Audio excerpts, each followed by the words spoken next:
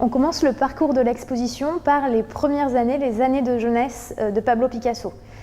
Dès son plus jeune âge, Picasso fait preuve d'une maîtrise absolument incroyable en ce qui concerne les techniques picturales et les techniques de dessin.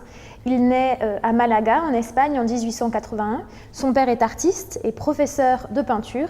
Et Picasso, dès l'âge de 14 ans, fait montre d'une maîtrise absolument extraordinaire, comme on le voit dans ce tableau, La fillette aux pieds nus, qui montre aussi toute l'influence des peintres espagnols du siècle d'or sur le jeune Picasso en Espagne. Ces premières années, c'est aussi un moment où Picasso a déjà des modèles privilégiés, principalement les membres de sa famille, mais aussi des figures qui sont issues du folklore espagnol, comme par exemple la figure du picador. Les premières années de Picasso se passent en Espagne, mais elles se passent aussi à Paris, où il arrive à partir de 1900.